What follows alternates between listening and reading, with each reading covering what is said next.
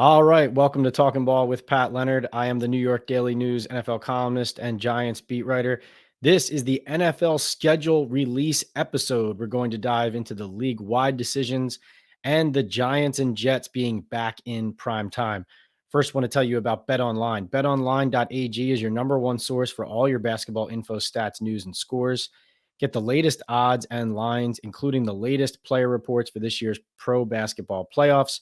BetOnline is always your sports information headquarters. This season, we have you covered for all of your sports wagering needs: basketball, MLB, NHL hockey, right to UFC and boxing. BetOnline is the fastest and easiest way to get your betting info, including live betting options and your favorite casino and card games you can play right from your home. Head to the website today or to use your mobile device to get in on the action. Be sure to use your promo code BELIEVE, that's BLEAV, to receive your 50% welcome bonus on your first deposit. Bet online, where the game starts. Also want to welcome a new sponsor, Estate 98. Hola, amigos. This is Pat Leonard from the New York Daily News. And if you're a coffee lover like me, you're going to love Estate 98. This ultra concentrated coffee from El Salvador, which dates back to 1798, is the most convenient premium cafe I've ever had. It takes me 3 seconds to make an iced coffee, which is perfect for my busy podcasting schedule with Talking Ball. I can take it with me on the go and make it anywhere. And with its rich smell and notes of milk chocolate and tangerine, this Essencia de Cafe has replaced my old coffee runs. Go to Estate 98 Coffee on Instagram, order and enjoy. Salud. All right, let's get into our NFL schedule release breakdown, starting with the Detroit Lions. What are we doing here? The Detroit Lions, of all teams, opening the NFL 2023 season at the Kansas City Chiefs. I bring this up because, to me, the theme of the 2023 NFL regular season schedule is what NFL Vice President of Broadcast Planning Mike North said to me and several others on a conference call this week. The quote was, "You play your way into prime time." He said that in answer to a question about the Detroit Lions, because if you look at the Lions, not only are they opening in Kansas City when there were a lot of other options there for the league to choose, they also have a standalone primetime game Saturday, December 15th at the Dallas Cowboys, a clear indication that the NFL views the Lions as a team that late in the season there is going to be challenging the Dallas Cowboys and other teams for playoff spots and is going to build on its high scoring, encouraging season from 2022. Counting on the Detroit Lions in prime time, if you're the NFL, what could possibly go wrong? But I think that's a fascinating introduction into what we find this year, as far as how they put this schedule together.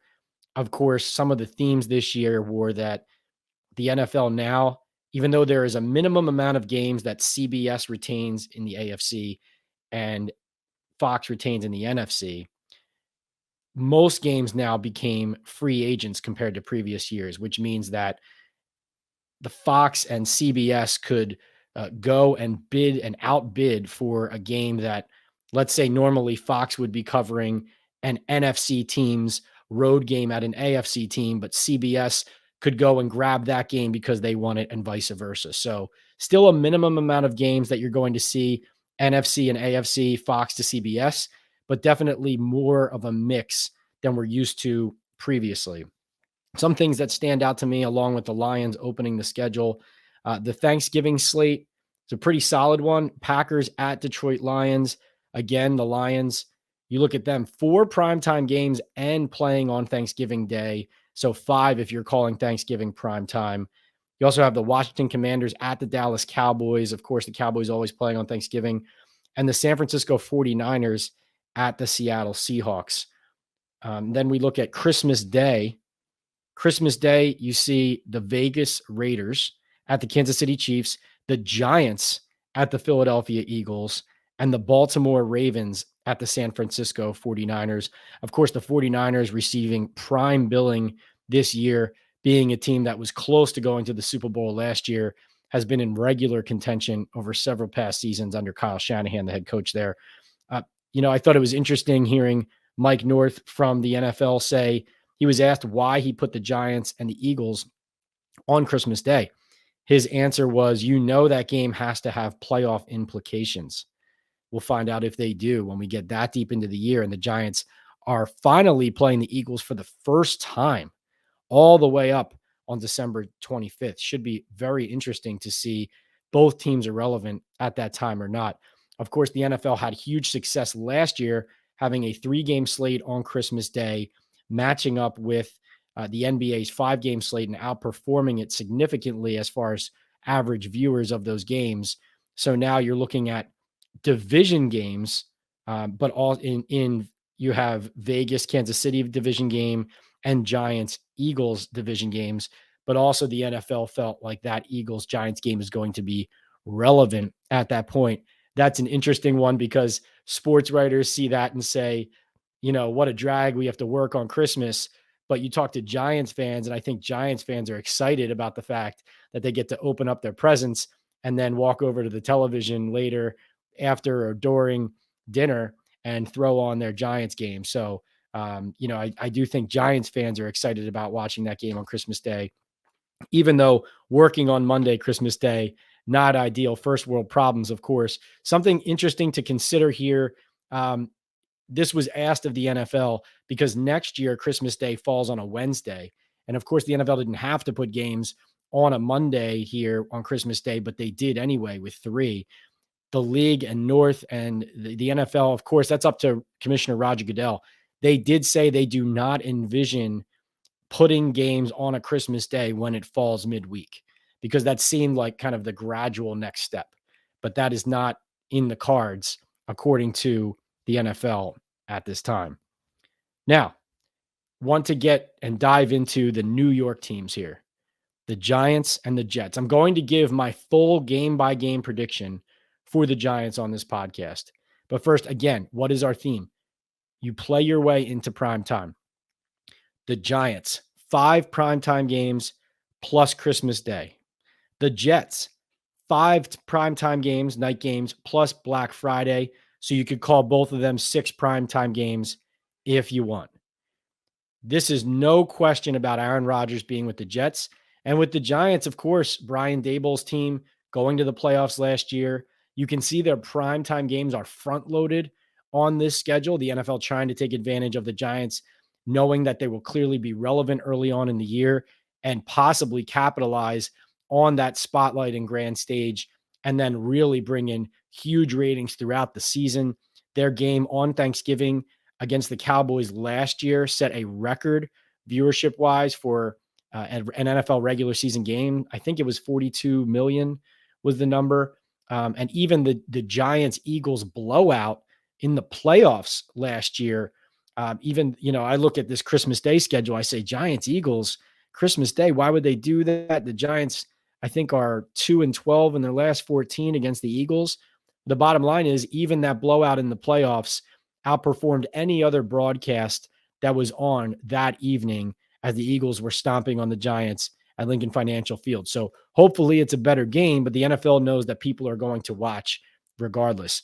And that's how that comes into play. Something fascinating, the first Amazon Black Friday game, of course, after Thanksgiving is going to be the New York Jets hosting the Miami Dolphins. And why is this interesting? On the surface, obviously, you have Aaron Rodgers and the Jets back in prime time. Everybody's expecting a lot from not only Rodgers, but the Jets as a team. The Dolphins have a lot of team speed. They're an exciting offense to watch when they're clicking. But what I found interesting was behind the scenes how this decision was made. So the NFL acknowledged that Amazon, its partner now, its streaming partner, television partner here, Amazon came to the league and suggested that they include a New York team in the game because they feel like, listen, we're the number one real retailer in this Black Friday space. New York is a huge hub of commerce. And of course, with Black Friday shopping, they felt like that would be a good match. So the NFL did consider Giants Eagles for this slot. The NFL did throw Jets Dolphins into the mix. The Cincinnati Bengals actually raised their hand, according to the NFL, and volunteered not only to host the first Black Friday game, but to be a regular and essentially make it a tradition, similar to how the Cowboys play on Thanksgiving every year. The Bengals saying, listen, let's make this a thing. We host Black Friday, Amazon football every year. They said they will look into something like that in the future. For now, obviously, they choose the Jets and the Dolphins. They even talked about Raiders Chiefs because the black hole, the Raiders, that rivalry in the AFC West, that was a consideration as well. But I found especially interesting that Amazon had such a voice in determining what this game would be. Not a surprise, but interesting to hear it said out loud about how it comes together. Obviously, this is an interesting and relevant and consistently relevant subject as we move along because John Mara made no bones about the fact that he didn't like that teams now can play in 2 Thursday night games every year. He didn't like that many owners seem to be trying to push through a measure that is going to allow the NFL to flex more games late in the year from weeks 14 to 17 into Thursday night football. He said it was an abusive idea for the fans to be able to do that. I think it's 15 days out to change people's schedules, time frames, plans, as they're spending all of this money on tickets to go to these games. And that's an interesting thing to continue to watch because as much as John Mara is trying to stand up for the fans there, and I'm right there with him, obviously the fact that Amazon is whispering in the NFL's ear, maybe you want to send this game to New York on Black Friday. And what do you know? It ends up in the New Jersey, New York area, I think is indicative of what the relationships are and how when push comes to shove, it's really about money at the end of the day. Who's paying for these games and what do they want?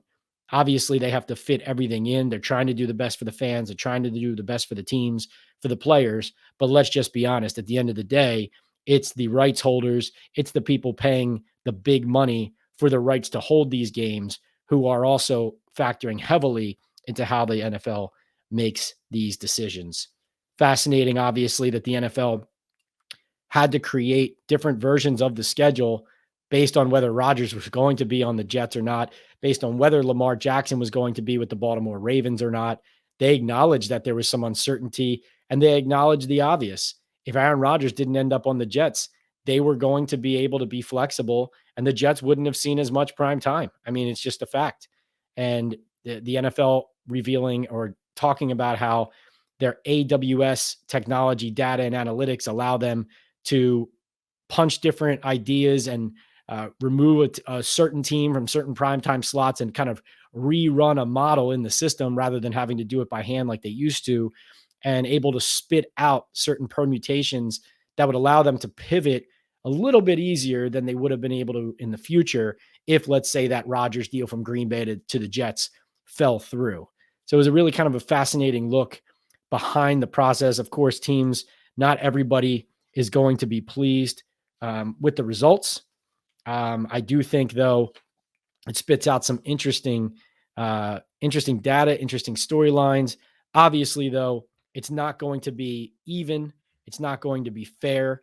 And different years, different teams are going to look at their schedules and say, how did we end up with this? Before I get into my Giants game by game predictions, I do want to bring up the NFC East as a whole, because, of course, you look at the Giants schedule, it's difficult.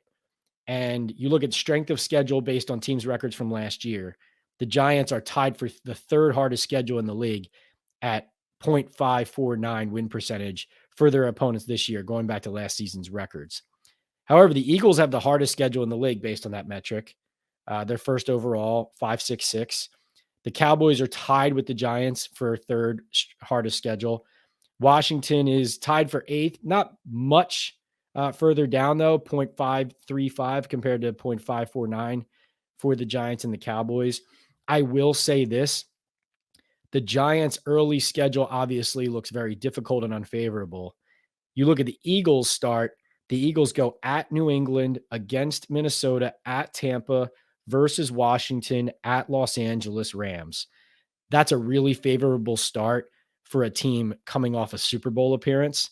So early on paper indication appears to be, wow, they might jump out to a hot start right out of the gate, might be hard to catch them. Though, if you look at the Eagles after their bye in early November, They go at Kansas City, against Buffalo, against San Fran, at Dallas, at Seattle. That is a ridiculous gauntlet for them to go through. So, my early read on that, and of course, there's the Cowboys to worry about. There's Washington to worry about. The Giants opener with the Cowboys right away needs to set a tone here, right? But my point here is this: the Eagles are the team to catch for all three of these teams in the NFC East. And it looks like they could start out well. We don't know. This is a very early prediction. This is the way too early prediction. We're just going off what we can see right now. But that looks like the Eagles could start hot. However, it does look like if they have some injuries, if they're not their best selves going into that mid-November, early December stretch, there could be a lot fewer wins on the back half of the Eagles schedule than you would think based on their talent level and their ability. Listen, injuries happen to everybody. Next year is not going to be like last year usually. I mean, you rarely find that whatever happened last year is a definite indicator of what's coming.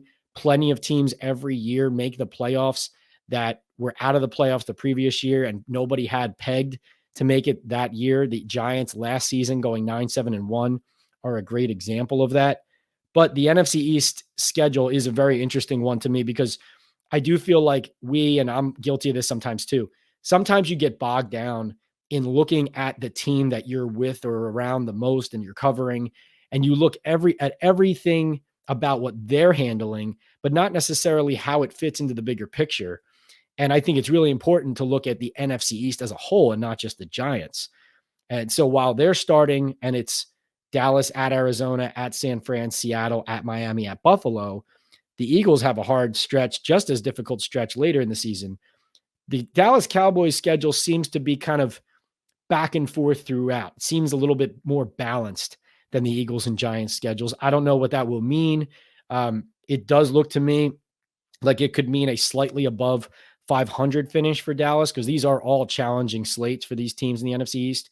The one that kind of raised my eyebrow the most, now I don't expect a lot out of a team coached by Ron Rivera with Sam Howell at quarterback, given the strength of the NFC East around them right now.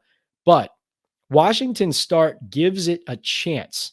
It gives the Commanders a chance to stay relevant deeper into the season. Washington starts against the Arizona Cardinals, who a lot of people believe are going to be the worst team in the league. At Denver, we don't know what that's going to look like with Sean Payton coaching now. Buffalo Bills, at Philly, Chicago Bears, though, then on Thursday, and then at the Atlanta Falcons. That's not an easy start, but there are some wins in there for them maybe to stay relevant deeper into the year. You know, Washington kind of always tends to hang around a little bit. So, I think it's a fascinating balance to look at.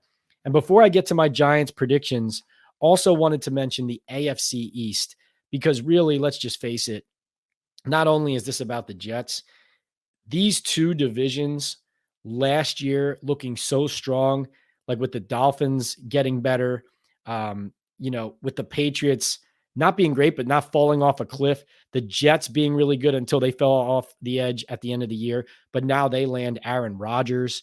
The NFC East last year obviously was strong. 3 teams get to the playoffs.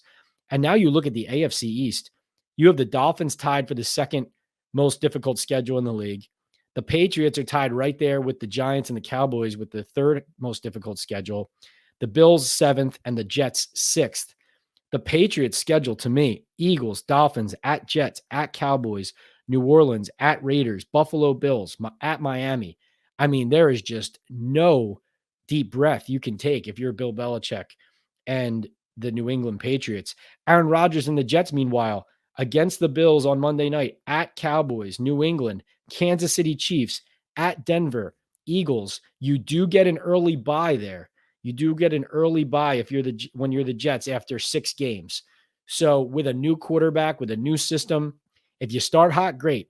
If you kind of hit the skids a little bit and it's a little bit of a challenge for Rodgers to assimilate, and maybe the defense isn't at the same level it was last year, you can take a breather. I think I look at the schedules too. When you talk about the Giants prime time and the Jets prime time, I look at the Giants prime time. You have Dallas in week 1, San Fran in week 3, Seattle in week 4, and the Bills in week 6. After that, you have one more primetime game in the remaining basically 3 quarters of the season. That tells me the NFL is excited about the Giants delivering viewership early, but not certain about it late. Though, of course, Mike North did say he thinks that Giants Eagles game on Christmas would be relevant to the playoffs. So we will see. The Jets, on the other hand, look more like a team that the NFL is expecting to be relevant late. You have week 1 against the Bills. You have the Chiefs in week 4. Then you have the Chargers on November 6th, back to back with going to the Raiders the next week on November 12th in prime time. And then even as deep as December 28th at the Cleveland Browns, scheduled to be a Thursday night game on Amazon Prime there. So it does seem like the Rodgers and Jets are balanced a little bit more through the full schedule as far as prime time, whereas the Giants are extremely front loaded. All right, what you've been waiting for, if you're a Giants fan and you came here for my predictions, if you remember, if you follow me, if you follow all my reporting, if you follow me on Instagram, on TikTok, on YouTube, you know how many wins did I predict the Giants were going to get last season? 3. That's right. I predicted them to win 3 games last year. And of course, they won 9 and made the playoffs. If you haven't seen it already, I'm a man of integrity and honor of my word. I did record a video on TikTok and on Instagram where I wore a clown face and I admitted I was a clown for predicting them to win 6 fewer games than they ended up getting in Joe Schoen and Brian Daboll's first year. So let's start right with week 1, Giants against the Dallas Cowboys. Sunday Night Football, September 10th, 8:20 p.m. on NBC. Now listen up, Giants fans. This is just where it starts and ends if you're looking at how your team's going to fare. And this is not dumping on the Giants. These are facts. The Giants have a 3-22 record. I repeat, a 3-22 record against the Cowboys and Eagles in the past 6 seasons. That includes 0-5 last year. 0-2 against the Cowboys, 0-3 against the Eagles. As much as Brian Daboll got Coach of the Year, Giants exceeded expectations last season. They won 1 game in division in 7 tries. Okay. They were 1-5-1. So 1 win against Washington, a tie against Washington, and 5 combined losses to the Cowboys and Eagles. I am driving this point home because this is just where it starts and ends. Daniel Jones and the Giants, it's not, the season's not over if you lose to the Cowboys in week 1, but it's exciting that it starts there because this is the opportunity the Giants want. This is what they need. They need to prove to everybody and to themselves. Forget what you're proving to the outside. Prove to yourselves you just paid your quarterback. You paid Dexter Lawrence. Maybe you're going to pay Andrew Thomas. Maybe you're going to pay Saquon Barkley. Maybe not. Whatever the case is, you added Darren Waller. You added defensive players to stop the run. You added players in the secondary. You drafted a center. You drafted a receiver. You drafted a corner in Deontay Banks in the first round. Are you going to go out and not just beat the Cowboys, but just show you belong on the field with them talent-wise? Show you belong on the field with the Dallas Cowboys. That is what is on the line here for the Giants in week 1. Mike McCarthy's under a lot of pressure. The Dallas Cowboys are under a lot of pressure. They could achieve a lot this season, but Mike McCarthy now calling the plays on offense, this is it for him. It's in his hands. The offense is in his hands. The team's in his hands. It's boom or bust for the Cowboys this year. So the pressure will be on them. Let's face it. Let's be honest. Pressure's on Dallas to win that first game, to look like a team that's going to contend, because we know how much Jerry Jones, how impatient he is and how much badly he wants to win and how he feels the Cowboys should win. And, I'm not going to mince words here. The Giants and the Eagles and the Cowboys, forget Washington. They've been irrelevant for so long recently. The Giants, Cowboys, and Eagles, you better believe it sickens them when they see one of their biggest rivals succeeding, especially so consistently as the Cowboys and Giants have had to watch the Eagles recently, as recently as last season going to the Super Bowl. And, you have the Eagles traded and Cowboys executing a trade over the Giants for the Eagles to get Devontae Smith. The Giants pass on Micah Parsons. Now he's one of the Cowboys' best player is one of the best players in the league. You have the Eagles not just beating the Giants, but beating down on them. You have the Cowboys feeling like they have the most talented roster in the league year in and year out, but then looking at the Eagles and saying, why aren't we in the Super Bowl? Why are they there? Why did we pay our quarterback, but now their quarterback's there getting a new contract and leading them to a Super Bowl appearance when he was essentially on the hot seat and they acquired an extra first round pick to possibly draft his successor this year in 2023 when they didn't have to now because Hurts played that well. The Giants, Cowboys, and Eagles, a fascinating dynamic. And week one, it's all going to come to a head immediately. And, I like this tradition. I like the Giants, Cowboys week one tradition.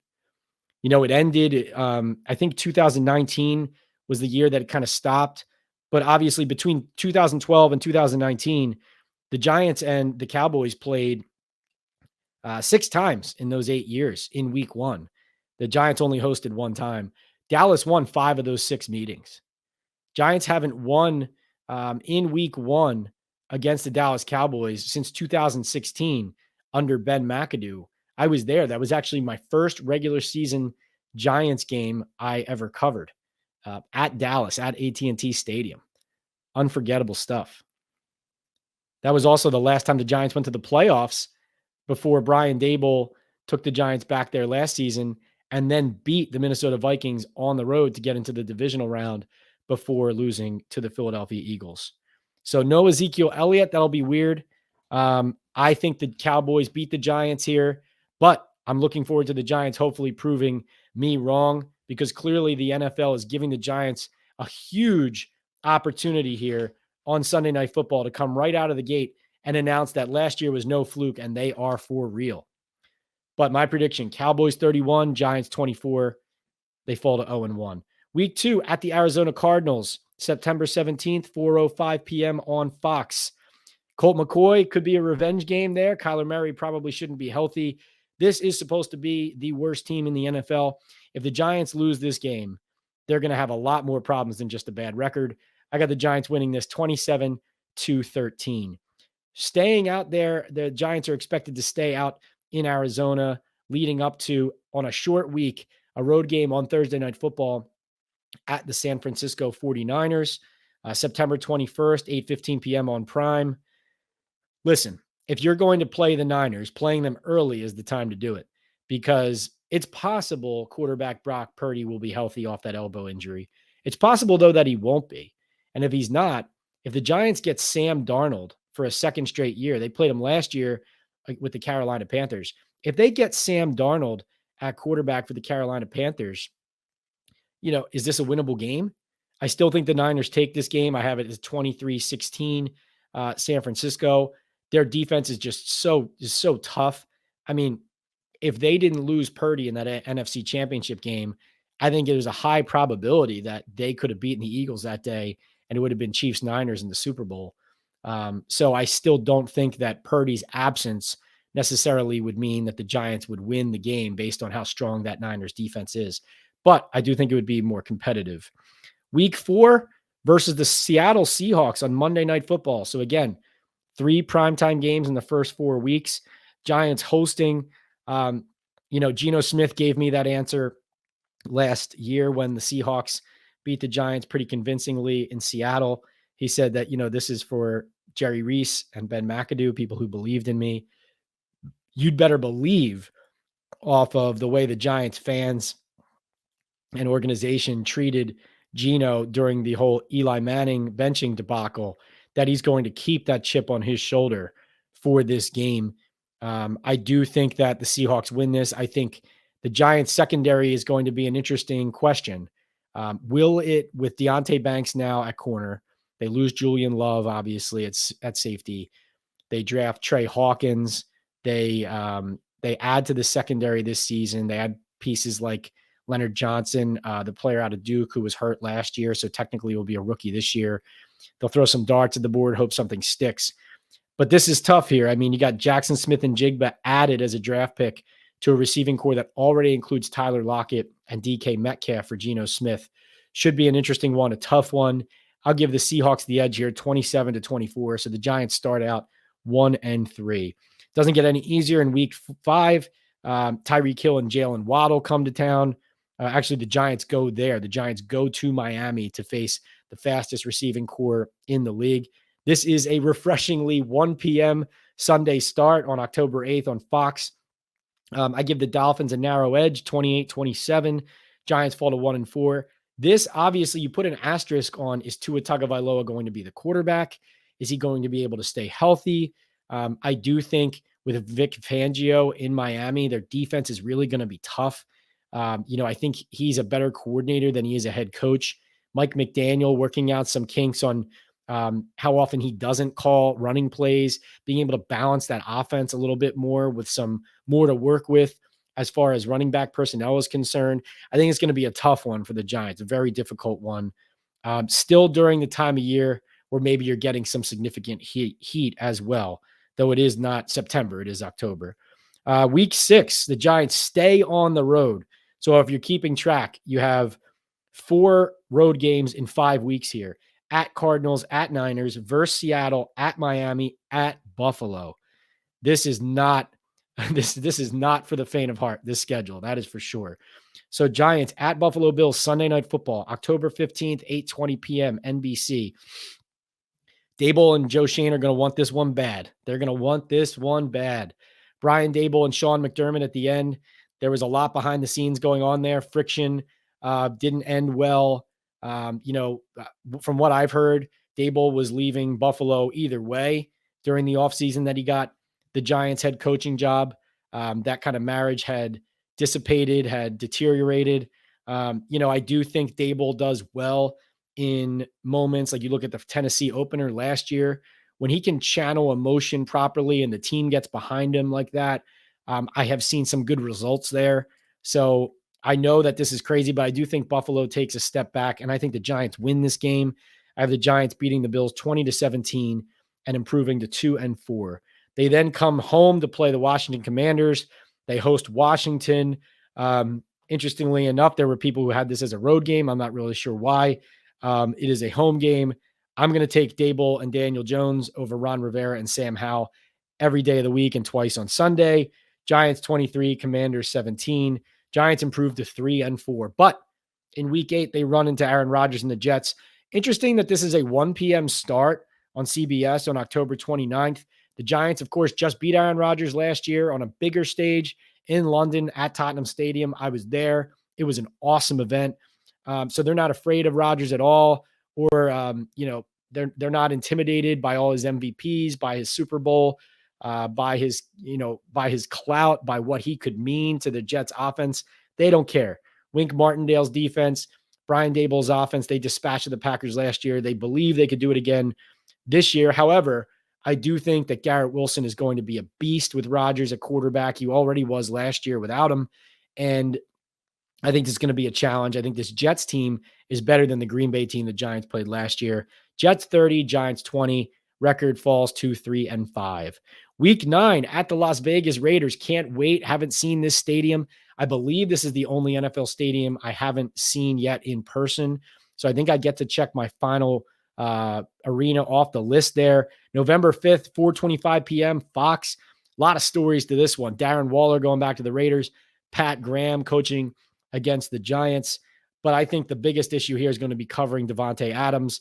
With Jimmy Garoppolo throwing to him, you got to stop Max Crosby, Chandler Jones, Tyree Wilson, the rookie pass rusher. It's going to be a lot to handle. Vegas is a little bit unpredictable. Their secondary is pretty suspect. So this could be a high scoring one, but I have the Raiders winning this 24-16. Giants slip to 3-6. After that, I'm relieved that if the Giants are playing on Christmas Day, at least they're not playing on Thanksgiving again. They do get at the Cowboys in November, but it's on November 12th, 4:25 p.m. Listen, injuries can play a huge part in what happens late in the year. We're just going off what we feel like is on paper, best on best right now. The Giants, as far as I've been concerned and when I've been around, the Giants just don't win in Dallas. And I think that continues here, 28-13 Cowboys. Giants slip to 3-7. But of course, like I said earlier, if McCarthy and Dallas don't start well, if they struggle early, there will be an opportunity to take advantage of a Cowboys team that may be sliding here. Maybe guys like Brandon Cooks and Stephon Gilmore that they've added as what are supposed to be final pieces don't click as well as they're supposed to. Maybe they have a key injury to a player, but until the Giants do it, listen, they lost to Cooper Rush last year at home. They then lost to Dak Prescott in Dallas. That was a 28-20 game that wasn't that close. So listen, like I said, I would love the Giants to prove me wrong, but I need them to do it first. So they lose this game. They then go at Washington in week 11, 1 p.m. Fox, November 19th, and they beat them 28-10. So they improved to 4-7. The next game, this is a kind of a toss-up, right? Week 12 against the New England Patriots, November 26th, 1 p.m. Fox at MetLife Stadium. You have the Bill Belichick, Brian Flores, Brian Dable, text messaging, the lawsuit, Joe Judge revenge game. Bill Belichick never hates beating the Giants or the Jets in New Jersey. I'm going to give the Patriots an edge in a low-scoring game, 20-17, 4-8. The Giants then have a late bye in week 13. They come right out of it with an opportunity to get a W against the Green Bay Packers. This game is on Monday Night Football, at least for now it is, December 11th, 8:15 p.m. on ABC. Now, this game looks like a prime game to be flexed out of Monday Night Football if both the Giants and the Packers struggle early. Obviously, the Packers now with Jordan Love, not Aaron Rodgers. But if either of those teams is surprising, if they're both surprising and good at this time, this will obviously be an exciting and a marquee matchup. We will know a lot about what the Giants' schedule and season has become if this game gets flexed or it doesn't. That's kind of a flashpoint to me. December 11th, week 14. The Giants get flexed coming out of that bye week, season's on the skids. If they don't get flexed and they stay in Monday Night Football, it's a good sign for year 2 under Brian Dable. Week 15 at the New Orleans Saints. Listen, I had the Giants winning 6 games. I still feel like they could win 6, but I did feel like there was an opportunity in a lot of these games, Vegas, New England, what have you, for them to get a 7th. And I'm giving it to them. I know it's a hostile environment. It's a tough place to play, but I'm going to give them their 7th win at New Orleans. Week 15, December 17th, 1 p.m. on Fox. Daniel Jones has won there before. Saquon Barkley's won there before in overtime with Joe Judge as head coach. They're not afraid of playing there. They know what it takes. They win 23-20 in overtime, just like last time in overtime, and they go to 6-8. Coming down the stretch, so interesting, right? 2 games against the Eagles in the final 3 weeks. We hope that they're relevant. They do well either way, ratings-wise. Christmas Day, Giants go to the Eagles, December 25th, 4:30 p.m. on Fox. Again, possible benefit of playing the Eagles twice late in the season is that they could be banged up. They might not be the best version of themselves. You may even be able to get a week 18 win if the Eagles are resting guys, because you're also you're hosting the Eagles in week 18. I have the Giants winning 3 of their final 5 games to close out the year. It'd be nice if they can get 4. I'm giving the Eagles a 34-26 win in this first meeting. Giants slip to 6-9.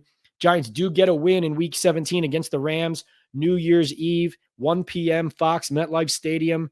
Again, no excuse to lose this game given what the Rams are. I know they still have some skilled players, Aaron Donald, Matthew Stafford, if he's still healthy and playing at this point. There would be an opportunity here possibly. You can't lose this game if the Giants want to be anything close to what they think they are. 20-10 Giants. They fall to 7-9. And then I have them slipping to 7-10. Eagles 42, Giants 28 in week 18, assuming the game is relevant to both teams and they're playing all their starters. Who knows what that's going to be. But my final record prediction, 7-10 for the Giants. The over-under I've seen in a lot of places, 7.5. I think that's a very fair and accurate one based on what the Giants were last season, what their schedule looks like this year, what their opponents appear to look like after free agency and the draft. Let's just face it, the Giants still have a lot to prove. Daniel Jones has to prove that he can validate that contract. The Giants have to prove that it makes sense for them to go a little bit in on the present and way more in on the present than they intended to when Joe Schoen and Brian Dable took over. And this is where I come down. Fact of the matter is, when I picked them to win 3 games last year, I thought they were going to look more like the team that closed the season 3-6-1 in their final 10 games. And that's what the Giants did last season in 2022. They started 6-1, but then they closed 3-6-1 in their final 10 games. And if I remember correctly, those wins were over the Minnesota Vikings, Washington Commanders, and I want to say, am I including the Houston Texans? No, that would be the Indianapolis Colts. So you have Washington, the Colts, and the Minnesota Vikings. Otherwise, essentially losing out. And so the Giants, yes, they add Darren Waller and Paris Campbell. They add all those pieces we talked about in the draft and free agency. They look like a better team on paper. The Giants look like they could have something special and build on the special that they showed us last season. But they need to stay healthy and they need to come out of the gate hot. And the fact of the matter is, the schedule makes it more difficult for them to do that. That'll wrap up our episode on the NFL 2023 schedule release. Go to my daily news website, the Giants daily news page, nydailynews.com/sports. You'll see my breakdowns of the schedule. More to come here on Talking Ball with Pat Leonard, brought to you by Bet Online next week. See you later.